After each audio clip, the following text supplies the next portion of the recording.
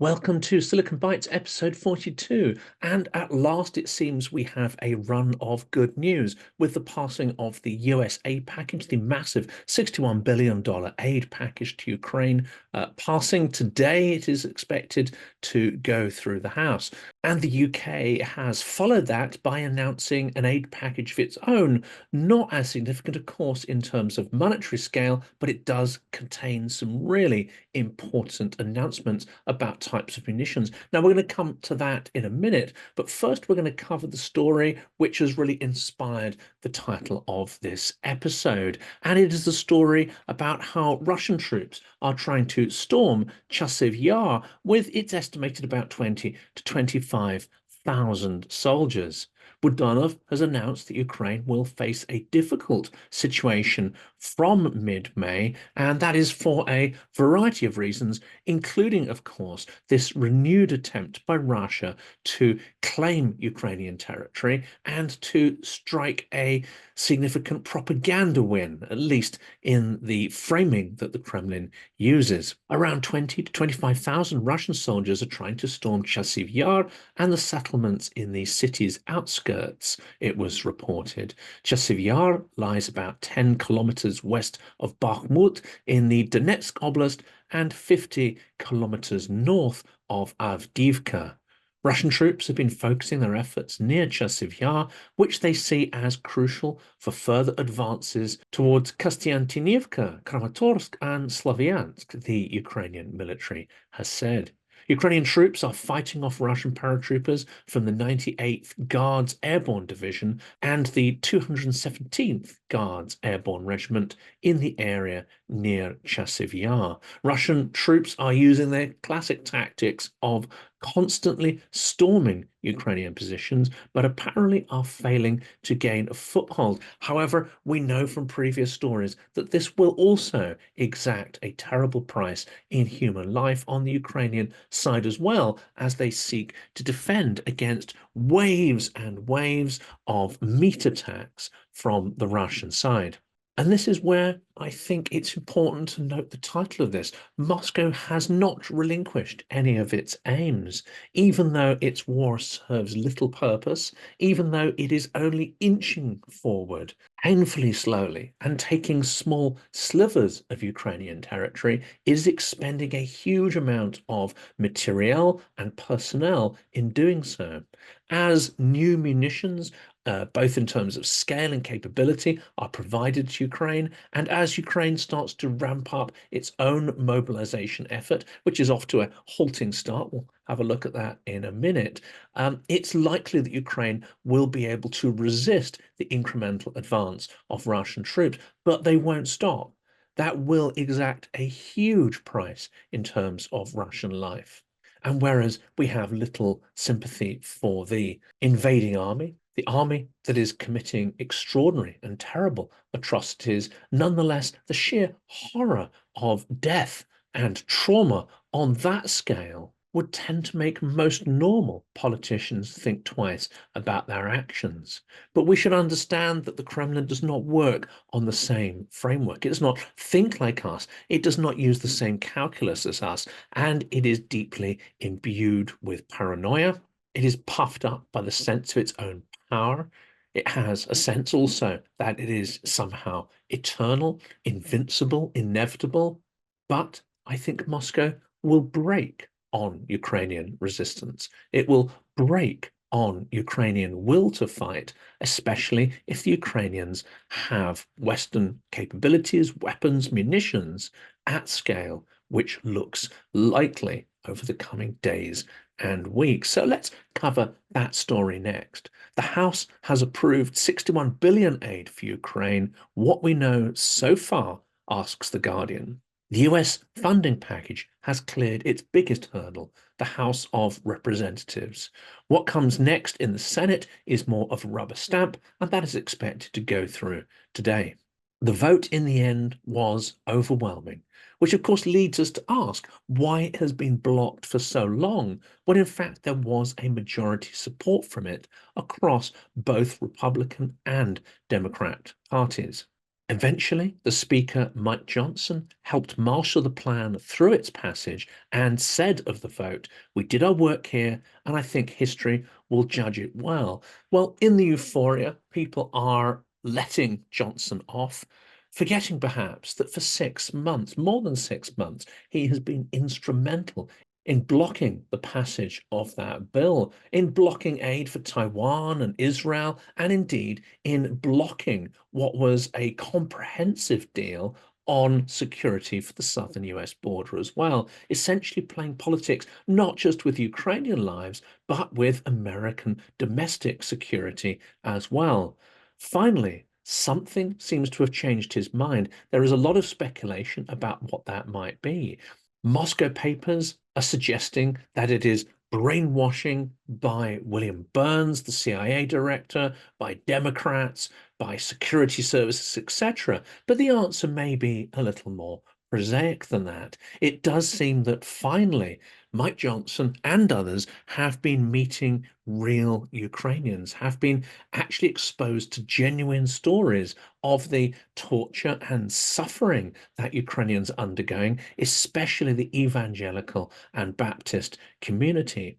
Could it be that in telling personal stories, it's possible to overcome Russian propaganda? Only time will tell.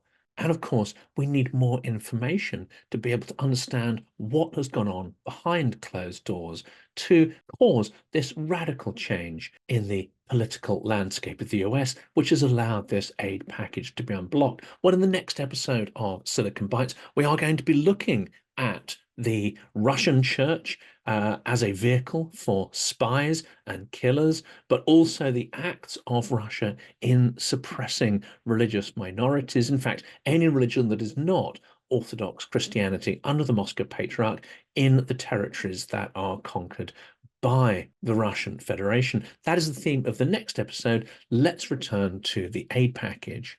The package includes several Republican priorities that Democrats have nonetheless endorsed in order to get the aid package passed. Those include proposals that allow the US to seize frozen Russian central bank assets, to rebuild Ukraine, impose sanctions on Iran, Russia, China, and criminal organizations that traffic fentanyl, and legislation to require the China-based owner of the popular video app TikTok to sell its stake within a year or face a ban in the US.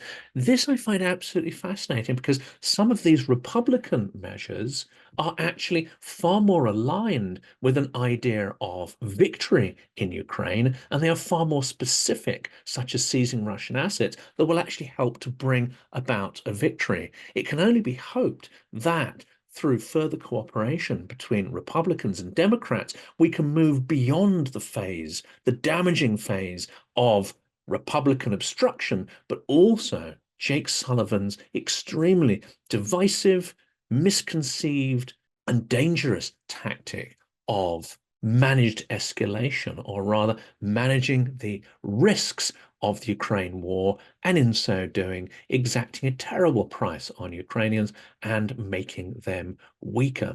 So let's break this aid package down.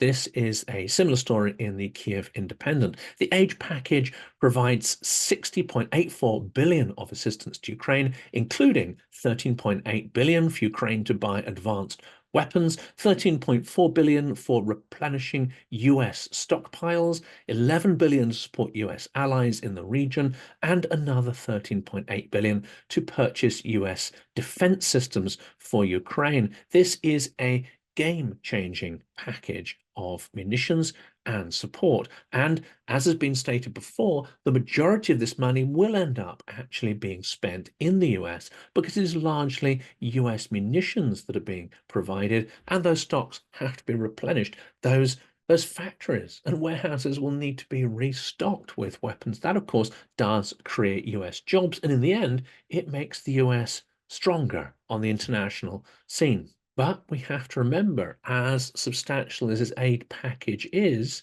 it may well be the last one for some considerable time, given that we're in an election year and there is a certain amount of uncertainty about the outcome of that election and indeed the intent of one of the potential candidates in that race, who is, of course, undergoing various court proceedings in the US at the moment, but it's really not certain what's going to happen there. And despite the aid passing, we have to remember this has put a real question over the long-term reliability of the US. A quote here from Stokes, a visiting fellow at the German Marshall Fund, said, "The month-long delay only raises questions anew in foreign minds about whether the US is a reliable partner."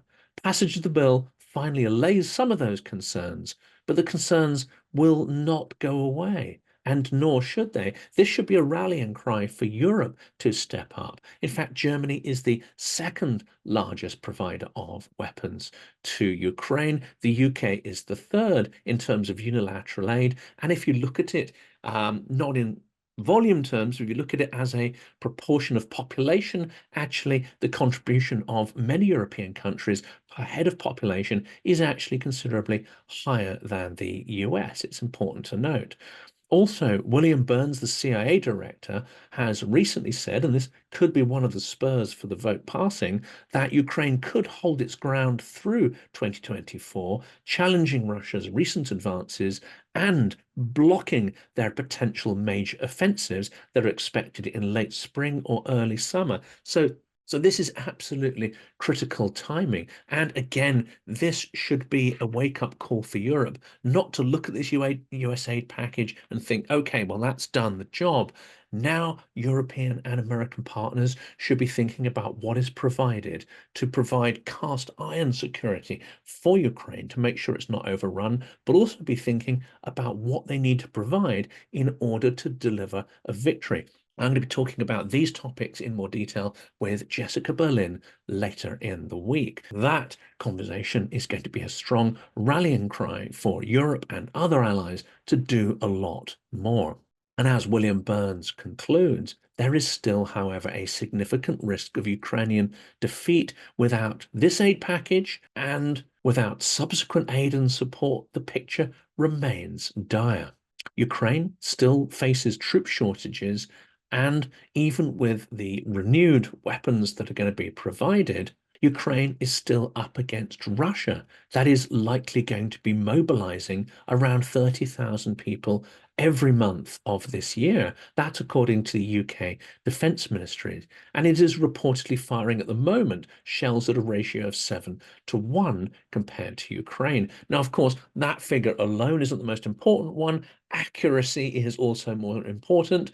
Defending forces potentially have the advantage in terms of how effective firing of munitions can be, and those odds are likely to improve over the coming months as US shipments and allied shipments start to hit the front lines and replenish the stocks that are nearly depleted, it is reported, right across the front line on the Ukrainian side. And to conclude, this article points out that the passage of this new aid bill for Ukraine will directly benefit at least 71 US cities in terms of creating new jobs and reviving various production lines to create weapons both directly for the war and for the US military as well. And let's put this in some perspective. This 61 billion aid package brings the total that the US has provided since Russia's full-scale war to 44 billion. But that's important here. We're in the third year of the war. To date, the US has provided 44 billion. So actually this 60 is a substantial injection of resources and hopefully capability for the Ukrainians. Let's also look at the British aid package, because whereas it is monetarily far smaller, it does contain some incredibly significant capabilities. Rishi Sunak has promised the UK's largest ever military support package for Ukraine. This includes equipment such as 400 armed vehicles, 1,600 weapons, and 4 million rounds of ammunition. Of course, that's going to be a mixture of small arms ammunition as well as larger calibers and artillery shells. Plus, there's another £500 million in funding. This is the UK's largest ever military package for Ukraine, and it comes with a warning to Vladimir Putin, not only to end the war of aggression against Ukraine, but to not think about going further. Rishi Sunak suggested that Russia would not stop at the Polish border if Russia was able to overrun Ukraine. He made this statement while meeting with the Polish leader Donald Tusk in Poland this week. As well as the 4 million rounds of ammunition, there are 1,600 missiles, 60 boats, as well as an additional 500 million in military funding. This takes the UK total provided for this financial year up to 3 billion, making the UK one of the staunchest and most substantial allies for Ukraine. And crucially, some of those missiles include the legendary Storm Shadow, which has been involved in some of Ukraine's most notable successes over the last year, including strikes against the Black Sea Fleet headquarters in Sevastopol. The Ministry of Defense will also send what has been described as the largest ever single package of equipment from the UK to help push back the Russian invasion on air, land, and sea. It's unclear exactly how much this is going to cost, but it will come from existing MOD budgets, which of course we know have been under some considerable strain. And let's turn to another Ukrainian win. And this is the extraordinary story about a reported strike by Ukrainian Neptune missiles against a Russian warship, Kamyona. And this is a special ship. When I read this article, I could barely believe what I was seeing here. Now, this is not just a museum piece. This is a very capable and useful vessel. We'll come to those details in a minute. But the Kamyona is one of the oldest working military ships in the world, if not the oldest. It was launched in 1913, a number of years even before the Bolshevik Revolution. She served in the Russian Imperial Navy, the Soviet Navy, and finally the Russian Federation Navy. Surviving 2 world wars, it is by far the oldest active warship in the world that is still performing in a frontline role. And of course, it's been said that this vessel has been extremely lucky to have survived this long and actually to remain in practical use, but that luck may have finally run out. On Sunday, the Ukrainian Defense Ministry claimed its forces had hit the 315-foot Kamyona with locally made Neptune cruise missiles, while the ship was moored in Sevastopol in Russian-occupied Crimea. It's unclear how bad the damage is, but even moderate damage could put that aged vessel out of action for months or even forever. It is another black day for Russia's Black Sea Fleet, as all of its surface vessels are rapidly being promoted to submarine class. And as this article in Forbes states, Kamyona is irreplaceable in several different senses. It's a naval time traveler, time capsule from a bygone era, a museum exhibit that incredibly is still in use generations after other vessels her age have long turned to scrap. And in losing Kamyona, the Black Sea Fleet also loses a critical capability. Kamyona is a twinned-hulled catamaran, basically a ship with a huge open space in the middle. Now, from that, her crew can launch and recover miniature rescue submarines or lift objects, such as pieces of sunken vessels from the seafloor. And of course, Russia has an awful lot of that scrap lying on the bottom of the Black Sea right now. When a pair of Ukrainian missiles sank the Russian cruiser Moskva in the western Black Sea in April 2022, Kamyona and her AS-28 mini-sub reportedly helped recover parts of the wreck and the bodies of the cruiser's crew. This rescue and recovery capability is extremely useful for the Black Sea Fleet. It also, of course, helps with the repair of submarines potentially, which can surface and then be worked upon within the hull of this vessel. But as a naval expert has noted, yes, Kamyona is a precious historical artifact, but no, that does not give it special status in the middle of a brutal war zone and in a war of aggression, of territorial acquisition that Russia has launched against Ukraine. Every single Russian asset on the sovereign territory of Ukraine is a valid target.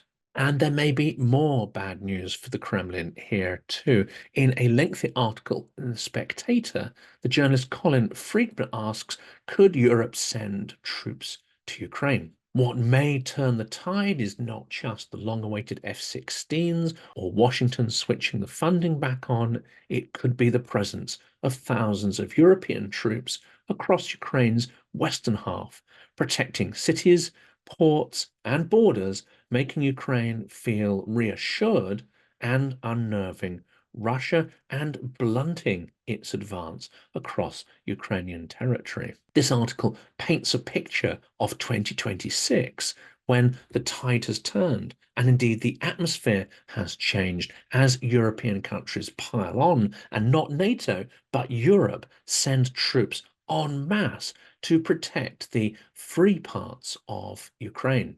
Now, this is an interesting, if not highly speculative read, but I think it's important that people start to really think now. Think about what victory means, think about how it might be achieved, think about what kind of resources and political will is required to make it happen. So this is an interesting article. Link to it will be posted in the description of the video.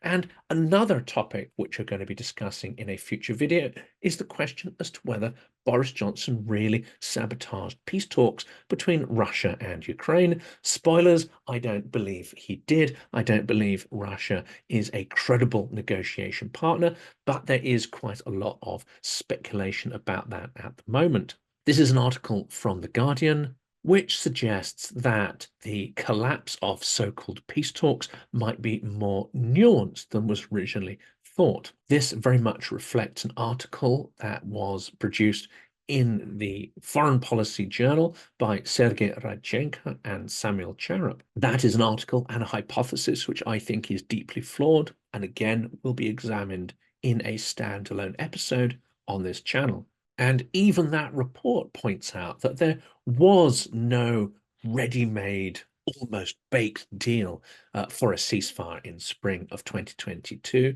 In fact, the two sides were extremely far apart. There was no deal for Johnson to blow apart. There was no agreement on territorial issues.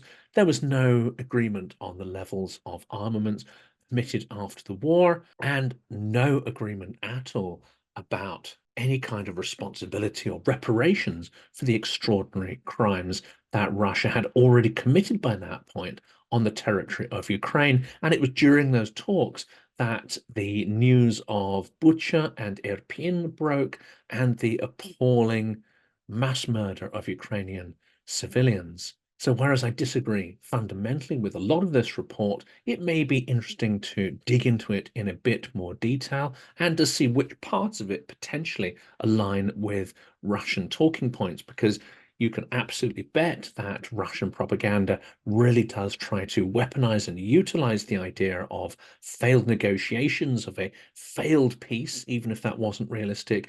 That is a key part of a lot of talking points that you see with pro-Kremlin commentators. But we'll examine that in more detail in another episode. And as if we needed it, here is a reminder as to why we need to push back against the Kremlin, and that its aggression is not simply focused on Ukraine. Here's an article from the KYIV Independent that talks about the thousands of European flights that are reportedly affected by suspected Russian jamming. Now, if you haven't heard about this, this is a fairly significant story, but one which has very much passed under the radar, as it were. Thousands of flights to and from Europe have been reportedly affected by suspected Russian jamming of GPS systems. Some 46,000 aircraft have reported problems over the Baltic Sea since last August, with most of them occurring in Eastern Europe near borders with Russia. Russia's been accused of jamming GPS signals in nearby countries such as Finland as far back as the 2010s, and several recent high-profile incidents of jamming have highlighted the issue. Most notably, Russia is believed to have jammed the satellite signal of a Royal Air Force aircraft used to transport Defense Secretary Grant Shapps recently. That was dated on March 13th, when the Defense Secretary was traveling back to Britain from Poland. That aircraft was jammed for about 30 minutes as it flew by Russia's Kaliningrad region. Aircraft rely on GPS for navigation, but the Civil Aviation Authority in the UK have played down the risk to passenger safety. Aviation is one of the safest forms of travel, they say, and there are several safety protocols in place to protect navigation systems on commercial aircraft, etc. Now, that is certainly playing down the issue.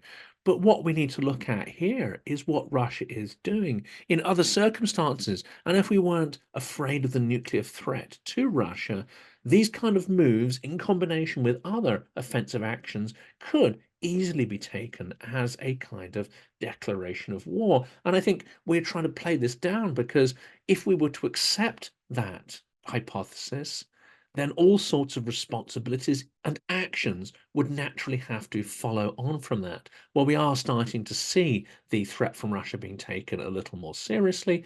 We are not yet seeing Western powers really thinking about how it can be tackled comprehensively and how Russia can be defeated, or how a curtain of freedom could be thrown up across Europe to deter, deflect, and lock out the autocratic aggression coming from Russia. And this is another story which I think is quite linked to it. Again, the Kyiv Independent, the Swedish Navy chief, says that Russia's shadow fleet of oil tankers is quite possibly conducting espionage in the Baltic Sea. Now, we've talked in a previous episode about this grey fleet and the extraordinary environmental risk that it poses to the precious environment of the Baltic Sea, which could now be described as a NATO sea. But Russia's shadow fleet of oil tankers is possibly conducting espionage in the Black Sea, as well as helping circumvent sanctions on the Russian oil trade, said the Swedish Navy chief, Sug Haslum, in comments for the Swedish public broadcaster. The shadow fleet refers to an aging and largely uninsured fleet of oil tankers that Russia uses to transport oil above the $60 per barrel price cap. So it's breaking sanctions and putting, I would say, the marine coastline and environment at extreme risk. It should also be noted who has helped Russia put that fleet together. And there is an implication that Greek shipping magnates have played an outsized role in helping to create that fleet of old hulks that allow Russia to fuel its war effort. Haslam said that some of the ships from the shadow fleet have been found to possess communications and signals equipment not normally associated with cargo vessels, leading to concerns that they could be used in hybrid operations. The equipment could potentially be used to intercept communications or other forms or acts of sabotage, she added. Beyond their use to bypass sanctions and possibly conduct espionage, there has, of course, been concern that the shadow fleet could be a potential threat to the environment. The Financial Times reported in November last year that Denmark could start inspecting and potentially blocking the transit of Russian oil tankers operating in its waters without Western assurance. Now, it's time for governments to stop talking about this and start implementing measures. We need to re-exert rule of law and re-exert international norms in areas where Russia operates. And if it flouts those, then ways must be found to block them. And lastly, let's reinforce why this is so important. Russia is conducting a terroristic campaign of violence and trauma right across Ukraine. Russia is attempting to create an outsized panic in Kharkiv, for instance, to force the mass exodus of civilians, reports the Kyiv Independent. Russia is a terrorist state. Judge it by its actions. Its actions are terroristic, and its words, if you parse the words in Russian propaganda and even in the Russian mainstream media and printed press, there is a lot of terroristic threats contained within those. Russian forces and Kremlin propagandists are conducting a combined effort to destroy the city of Kharkiv and cause a mass exodus of civilians, the Institute for the Study of War reported on April the 22nd. Moscow has recently intensified attacks against Kharkiv using missiles, the dreaded glide bombs, and drones to destroy infrastructure and kill civilians. These are being combined with information operations designed to sow panic amongst the civilian population while fueling rumors of impending Russian ground offensive to take the city. Now, this may not be realistic in military terms, especially as Ukraine starts to replenish its stocks of munitions and hopefully people with the upcoming mobilization. But it does not stop Russia making those threats. And it continues to lob weaponry into the fray and to destroy civilian infrastructure, buildings, educational and cultural centers right across the area, and especially in Kharkiv itself. And indeed, Russia's attacks on the energy infrastructure are having an effect to depopulate Ukraine. It's driving people towards cities that have more robust air defenses like Kiev, or to places which are not hit nearly as frequently and are further away, such as Lviv Oblast. There's an extended article by the Kyiv Independent that points out this terroristic targeting of Ukrainian energy infrastructure is not just an attempt to terrorize the population, it's also an attempt to create an empty space, purged of Ukrainian life, purged of Ukrainian civilians, purged of Ukrainian laughter and security, language, literature, culture. It's designed to force an ethnic cleansing of the Ukrainian lands, to create a security buffer zone and to create an area that Moscow can pillage at will. We absolutely must not let this happen.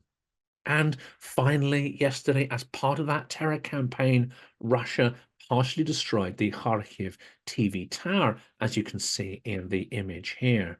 Russian forces struck Kharkiv's television broadcasting tower on April the 22nd, causing the top half of the mast to collapse.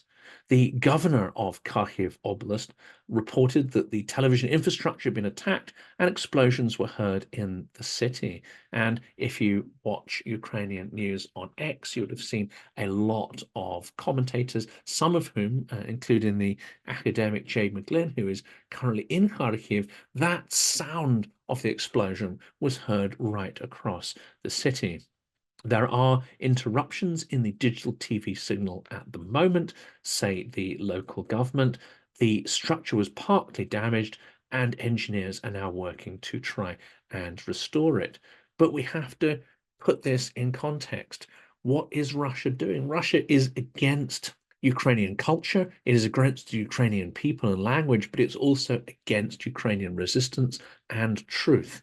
And of course, wherever it goes, Russia will try to destroy the infrastructure and indeed the voices that express any views other than those which the Kremlin wants people to hear. This is quite simply a struggle between an authoritarian regime that seeks to silence people and impose its own Orwellian truth on the world against Ukraine, which may be an imperfect democracy, but is a country that has a robust civil society, which has an incredible culture of debate and discussion, and does not repress voices, does not repress religions, does not repress opinions, or suppress political agitation or organization. Ukraine is on the side of right, Russia is wrong, and if we were to let Russia win in Ukraine, then it would promise a dire future for freedom, democracy, and indeed it would stifle innovation, wealth, and indeed happiness for generations to come.